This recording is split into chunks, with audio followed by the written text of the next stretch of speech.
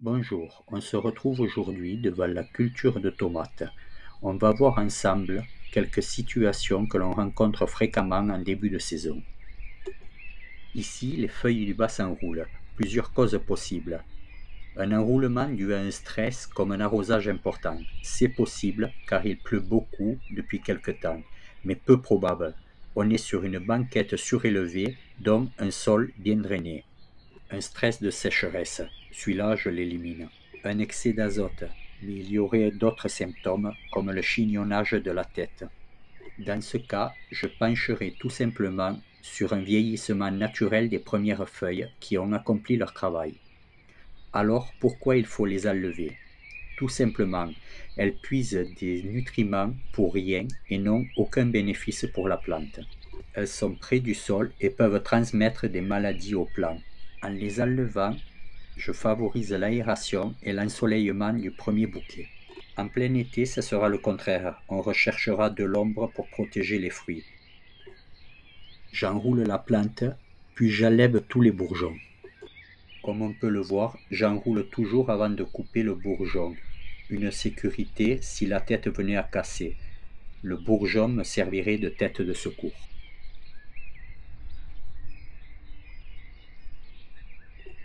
On se retrouve souvent avec un bourgeon de la même taille que la tige principale. C'est assez simple pour les différencier. En effet, depuis l'intersection, la tige est toujours celle qui a le bouquet avant une feuille.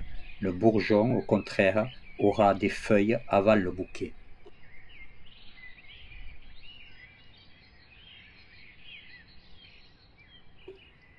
On voit que je retire des parties de feuilles.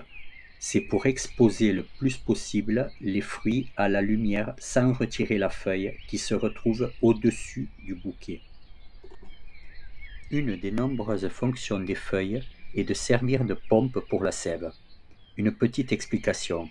L'évaporation crée un vide qui est remplacé par l'apport de sève venu du bas. Se rajoute à ça la différence de température entre les feuilles et le sol. Toute la sève est attirée vers l'endroit le plus chaud. C'est pour cette raison aussi que les bourgeons les plus près de la cime poussent le plus rapidement. Tout ça combiné fait qu'il ne sert à rien d'amener de la sève, donc des nutriments, en dessous des bouquets. On peut remarquer aussi que le plant est plus fin à la base que plus haut. Ça me sert de repère pour savoir quand la plante aura besoin d'apport de nutriments. Tant que la tige principale est plus grosse sur sa partie haute, ça veut dire qu'elle trouve assez de nutriments dans le sol. Au bout d'un moment, elle va stagner. Ce phénomène apparaît généralement autour du mûrissement du premier bouquet, ce qui coïncide aussi à la floraison du cinquième bouquet. C'est à ce moment où la plante est dans sa charge maximum. Après, on va commencer à cueillir. C'est à cette période que je vais apporter de l'engrais. Je n'amènerai pas d'azote. J'avais déjà amené de la corne broyée, un engrais très dosé en azote et à libération très lente. Il tiendra jusqu'à la fin de la récolte. J'apporterai par contre un peu de phosphore pour favoriser la nouaison et beaucoup de potasse pour les fruits. Cette saison, j'ai eu de gros problèmes de nouaison. La nouaison, c'est le moment juste avant l'apparition du fruit. C'est quand une fleur réussit sa fécondation. Ces problèmes peuvent être dus à plusieurs facteurs, tels que l'absence de pollinisateurs, mais ce phénomène s'observe uniquement sous abri. En extérieur, le vent s'en charge. Ensuite, une température élevée, mais il faut des températures qui ne descendent pas en dessous des 30 degrés. En France, c'est très rare, même dans le sud. Il faut en effet qu'il fasse 30 degrés la nuit, et sur plusieurs jours.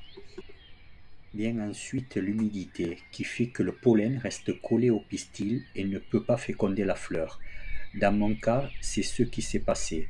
Mes deux premiers bouquets ont eu beaucoup de pluie, donc de l'humidité. Le fait de couper les feuilles va aérer le plant. Un autre cas intéressant, ce plant est un plant issu de graines qui proviennent de fruits du commerce. Les tomates étaient très bonnes, des olivettes, mais malheureusement des hybrides. Aucun bouquet et des feuilles bizarres en port étiolé. Par chance, le plant d'à côté, des tomates cerises, est très vigoureux. J'ai laissé depuis quelque temps un bourgeon qui va me servir de plant de secours. Je commence par nettoyer le plant. Au sujet des plants issus de fruits d'hybrides, il arrive que l'on obtienne des plants avec des fruits corrects et un bon rendement.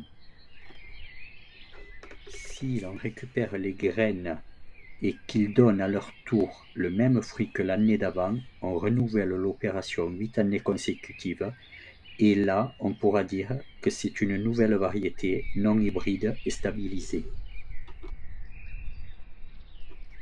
Seconde opération, on coupe et on enlève le plant foireux.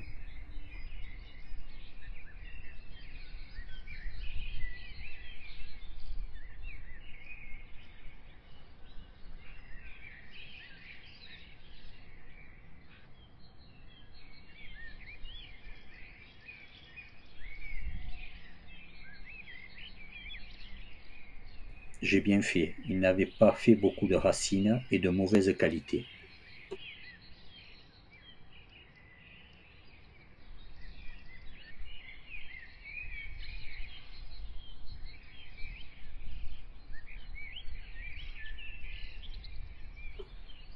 Je récupère la ficelle du plant arraché pour l'attacher avec la ficelle du plant d'à côté, sous le gourmand.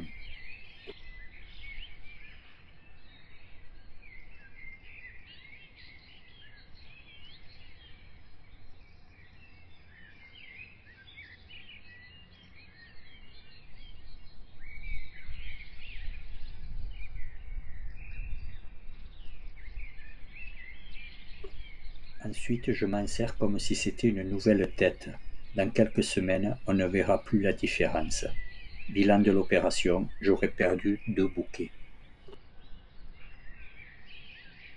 Je vous montre mes fruits les plus avancés. C'est mes 2 premiers plants issus de semis que j'avais fait le 15 décembre et plantés le 15 mars en pleine terre. Chez moi cet hiver, il n'a gelé qu'un seul jour à -2 degrés et c'était le 9 janvier. Je les avais faits pour essayer des graines que j'avais depuis longtemps. Je ne connais ni la variété ni s'ils germeraient. Tout s'est bien passé pour eux et c'est les plus jolis de tous mes plants. Voilà, le travail est fini. Normalement, rien de prévu pendant au moins 2 semaines, à part peut-être enlever quelques bourgeons qui traînent de ci de là.